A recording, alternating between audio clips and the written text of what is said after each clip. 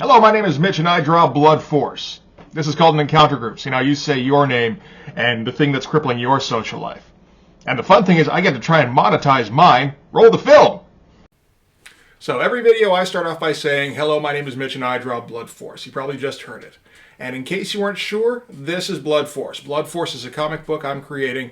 It is a celebration / send-up of 90s extreme comics. And the first issue is complete. We're just kind of in limbo while I get the funds together for publication.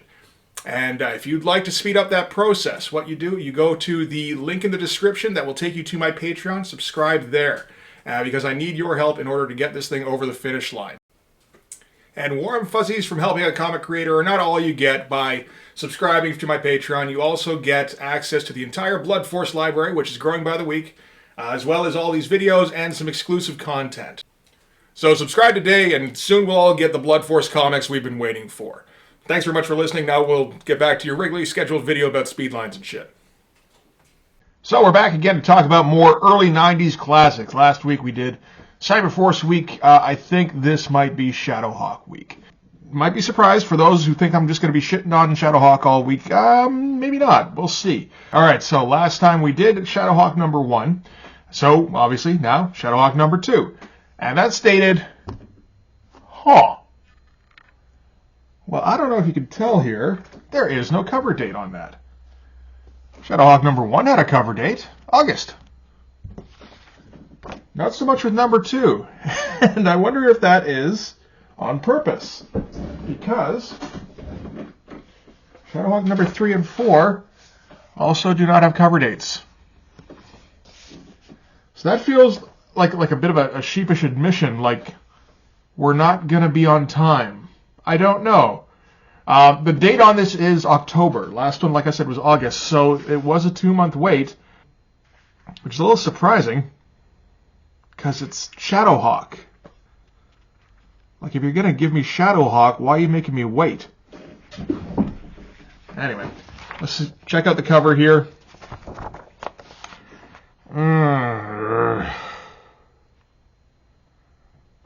Man, I don't mind a gatefold cover, but you gotta try to make it look good. It's not dynamic, and it doesn't look cool. And again with these fat lines, I don't get these fat lines. Is he doing everything with a brush, maybe? I don't know, but Jim Valentino, all of his lines are super thick. And, yeah, it makes for everything looking kind of sloppy. Again, I think that's something that works with a cartoony style, like when he did Normal Man. But, I mean, you gotta get some thin lines in there. You know, I mean, if you're doing a brush because it's fast, it is kind of fast. If you're, just doing lines like this. Look at how thick this hatching is. But you'd think that would lend to speed, and it doesn't seem to, because it's taken him 2 months to get a book out. And these are just like the derpiest looking kids. Why are you on a flaming rooftop, kids? And we learn that Spawn lurks within these pages. So Val is taking some old tricks from Marvel about if you have a dude in your book for 1 or 2 pages, you put that shit on the cover if he's popular. Alright, let's check out the cast here. Created, written, and illustrated by Jim Valentino. That's a familiar sounding credit. Letters Kurt Hathaway instead of Diane Valentino. So we've decided that maybe Diane's not quite... It looks about the same. Interesting. Maybe a little bit thinner here. Colors Eric Vincent. Colors Digital Chameleon. But again, these look the same. So I guess maybe Eric Vincent was the guy at Digital Chameleon that was doing these shitty colors. Anyway. So we're starting with... this is in the uber dark Shadowhawk town. wherever that is. I think that might be New York, actually. Morningside Park, that does sound familiar. Yeah, the stairway leads from Amsterdam to Manhattan Avenues. Students at Columbia. Okay, so, yeah, this is actually just New York. And a particularly shitty part of New York, I suppose. I'm trying to think if Val would have lived in New York. Maybe, because he did work in Marvel. That's where their offices are centered out of. I don't know if he ever did, but this seems like he's speaking from experience a bit. And he's got some asshole, socially awkward university student who's leading a bunch of people into Morningside Park, which is, I guess, a bad place to be. Because they figured they say here, it's a blind date. They either hadn't heard or didn't listen, and they believe that there's safety in numbers.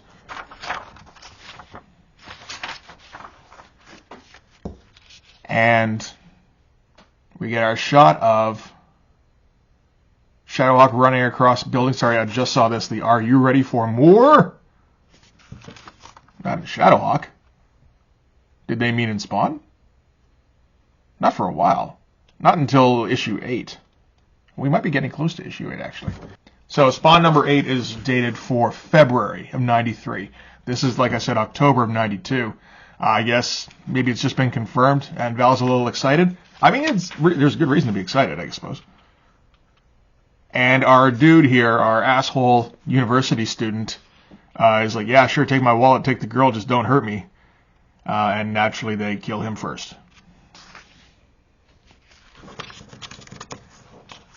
And not the best effect here.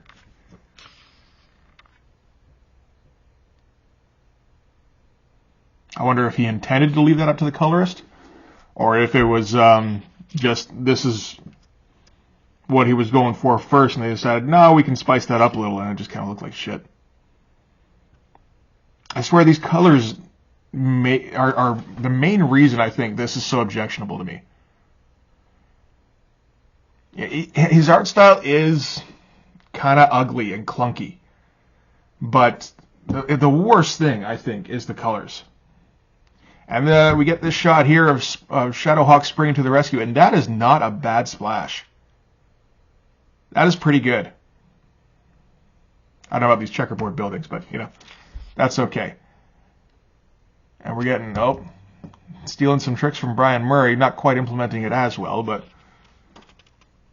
Alright, cool. And Shadowhawk springs into action, but it's completely lost in the muddy colors.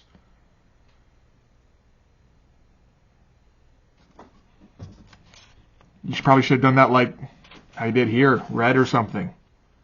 And then did the gray character or silver or whatever it's supposed to be, you know. And Shadowhawk is immediately going to beat the shit out of everybody. Not super dynamic.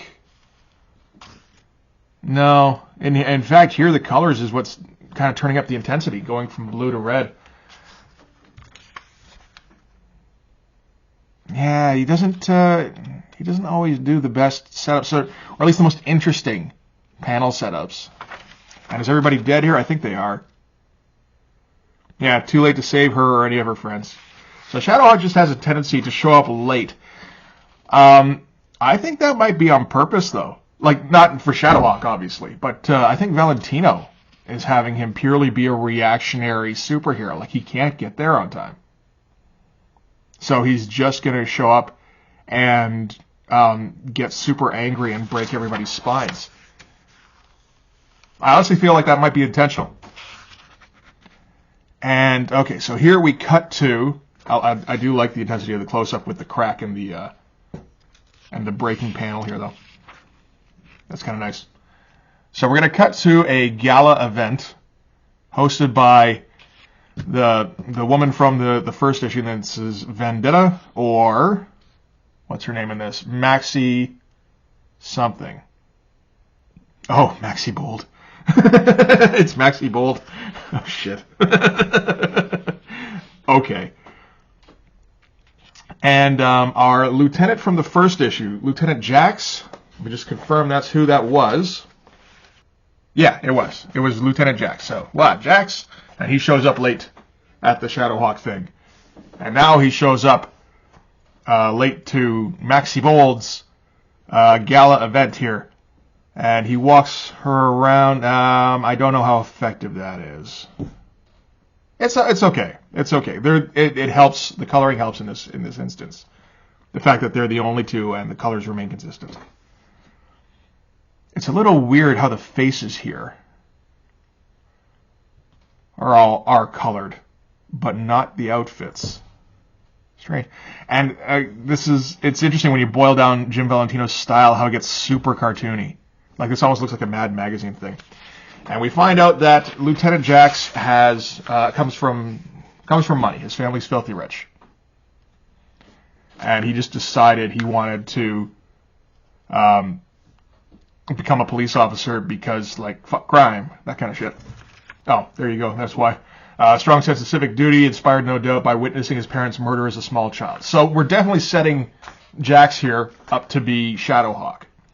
And the mayor's assistant here, like, that's a nasty looking drawing. It's just unpleasant. Tells him he's got to lay off the Shadowhawk case. And if it gets worse, we can always call in the Youngbloods. And Jax is like, you got a vigilante with a spinal column fetish maiming people in the streets, a crime rate skyrocketing out of control, and some lunatic torching half the town, and you're worried about him. That's what they're focusing on.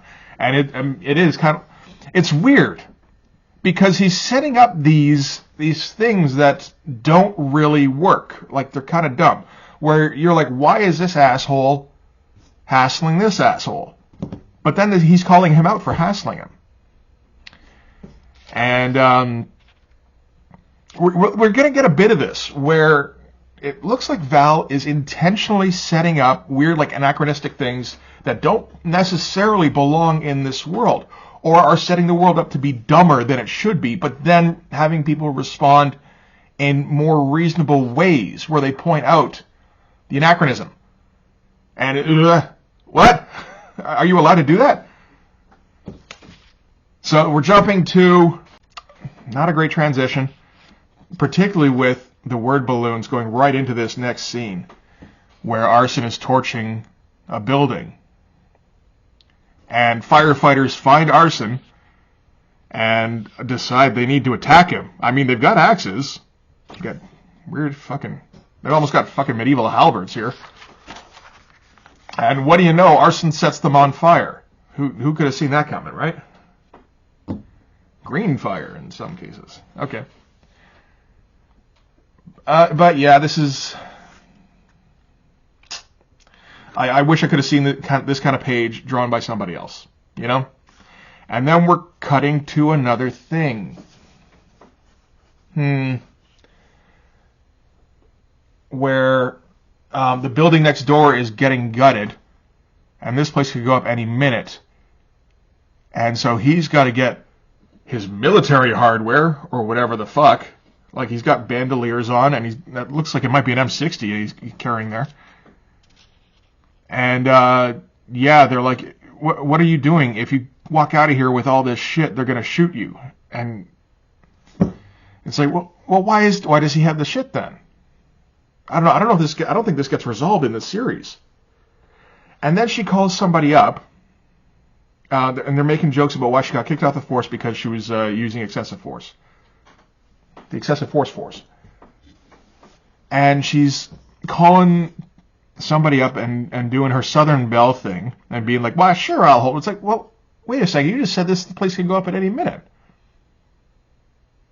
It's fucking weird. So then we've got the Todd McFarlane commentator character, and he's talking about how it's painfully obvious to even the least astute that the only response these savages know is to burn down their own homes. That is, I think, stepping over the line. I don't mean the character. I mean, like, having that in your comic. That's a rough line to deal with, unless you're making this guy hateable and racist. And then she comes across as, clueless the other way. Has it ever occurred to you that these people may be so disenfranchised that they may not even consider this their home, but rather their prison? Yeah, but you're still calling them these people, and it's still like... You're still kind of painting everybody with the same brush. So it feels like he's trying to set up a dialogue, or trying to make everybody think that the people living in the tenements here are the ones setting the place on fire. Meanwhile, it's actually just Arson. Maybe you should just focus on the super mutants or super freaks problem. And Shadowhawk is on patrol, and he's looking at the fire, not jumping in, and then that's when he sees the cape. And it turns out it's Spawn. And it's Spawn written by a guy who hasn't read Spawn. And I mean, he's busy. He's doing his own comic. Why would he read Spawn? But, you know, it's if you're after the arsonist, I will leave. If you are he, we will dance. That's not a Spawn line. Spawn just talks like a guy. He talks like Todd McFarlane. And he's like, no, I'm not the arsonist. And he's like, okay, so beat him up. He's like, I intend to. Good. And he leaves. That was the extent of your Spawn cameo. But that is how Marvel cameos work. So well done, Val. That's how you do it. And he's like, this Spawn guy's okay. Well, no, yeah, not in real. Spawn hangs out in alleys and like bemoans his fate. That's all he does. Anyway, or at least at this point. So this Jax guy, this is Jax, I believe, goes to police headquarters, and it turns out his partner is breaking into his office and rifling through his shit because he thinks that he's Shadowhawk. This is an interesting page setup, because he's got like too few panels, and the way he wants this double page spread. So the way to get around it being super empty is to just show the environment.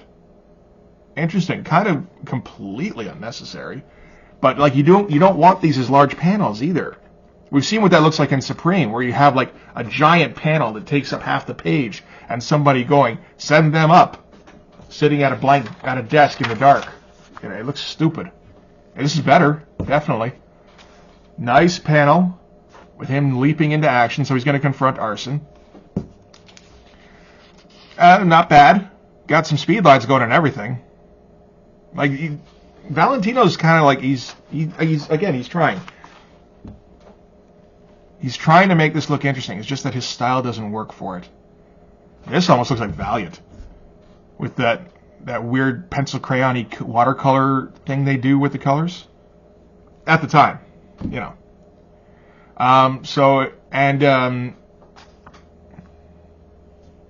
It turns out that Arson's armor is actually better than Shadowhawk's, because he kind of beats the shit out of him. And so Shadowhawk's a little ineffectual, really, if it's anybody other than just some dude in baggy pants and a backwards hat. If they're wearing any kind of protective clothing, he doesn't have the fighting, like, you know, he gives him an elbow in the face and it goes bop. I don't know how intentional that is, but this is Kurt Hathaway, right? On the letters. Whap. Okay, we're not going super heavy with him. Whoop, splorch. Oh shit! So he just straight up killed that guy. Didn't have a problem with it there. And whoosh, yep. And he's kind of like reeling and on his last legs here, throws his batarang and manages to hit him right in the back, which kablamo.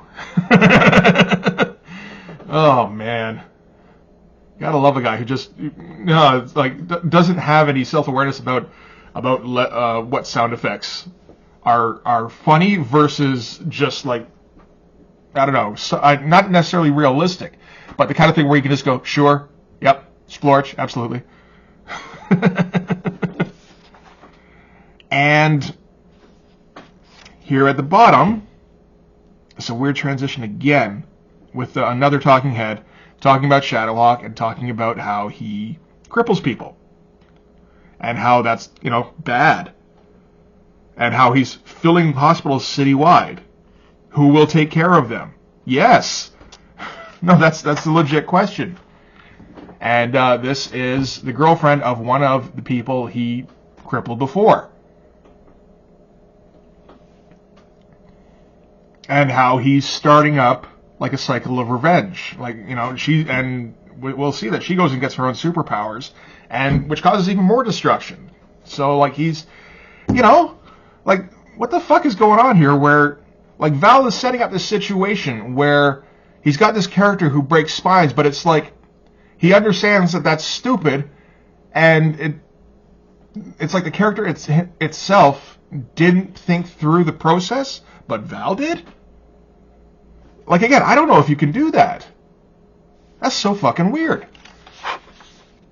So he, like, all the stuff that seemed like it was out of place in the first issue, it makes you second guess yourself, where it's like, was that all on purpose? So then we got Hojo here, who's the crack addict guy from the first issue, and that's why he's fiending here. And that's just a transition so that, because he's not standing on a sewer grate. That's clearly what they're trying to do here, where it's a sewer, I guess. It doesn't look like much of a sewer grate. But he forgot to put in the sewer grate here. Anyway, this is going to be the villain for the next issue. This is the Liquefier. Yes. Which, again, doesn't look super cool. Is he in the sewers here? That's what it looks like. Yes, he's in the sewers. Yes, obviously. So yeah, he just kind of forgot to put one there. Or there? Like he could have. Oh well, okay, there. Okay, see, that's the thing there. That's not enough attention called to that. If you're actually looking for transitions, like I am now, because I'm fucking obsessed with that shit, that wasn't very well done. And this actually looks like a character out of his Others thing. So I feel like Val's only got like one or two monster designs. I don't know. And we get some Out of the Shadows, some letters for Val here. Take a quick look. Yeah, not much in this one. The only thing that is weird that somebody pointed out here, I forgot about in the first issue, Arson comes across a dog and doesn't kill the dog and says, Wanda would kill me if I hurt a dog. The only other Wanda in the Image universe is Spawn's ex, or his widow. Yeah. Wanda would kill me if I didn't. Yeah, that's the only other one. So I'm pretty sure this is a joking guess that Terry is actually Arson. And he responds with, "You're a million miles away, but you're closer than you think." I don't think anything really sets up to connect those two at all. I think it's just that they used the name Wanda for some, I don't know. Anyway, oh boy. Okay, so we got some pretend merchandise.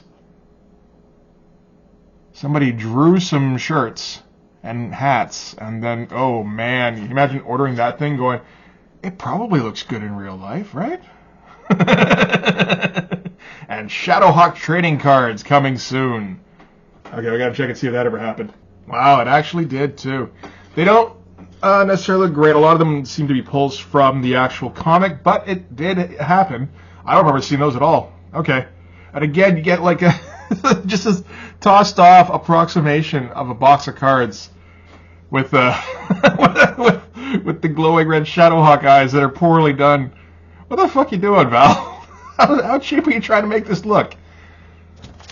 This is like, where are the stills for the shirts and the hats? Where's the mock-ups and the cards? Like, oh, you wanted mock-ups? Like, are you fucking serious? This thing is going to press tomorrow. I have to draw a hat now. Oh, fuck's sake. Okay, and now we get to the Infinity Backup. Back to the Infinity Backup. All right, so this is, I mean, if we remember in, I think it was Supreme, or something.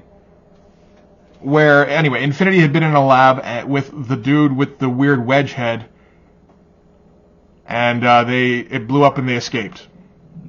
So we get to see that now. Starting with talk about waking up with the house on fire. Is that a saying? And yeah, they're gonna. That's not bad. It's you're. I don't know how you fix this, because you shouldn't have anything blocking this blast. It's fairly clear still.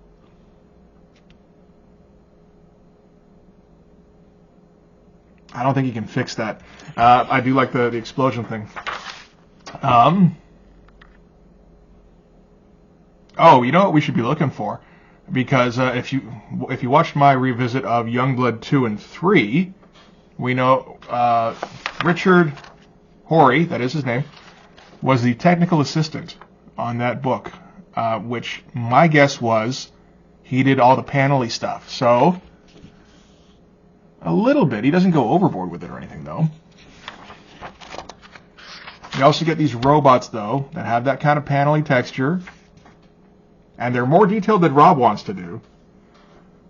So it's not like he's great at it. It just feels like Rob was like, well, you seem to not mind doing some detail. How about, I'll pay you a bit extra and you can do it on my book. He's like, okay, sure. And anyway, security, and then they escape.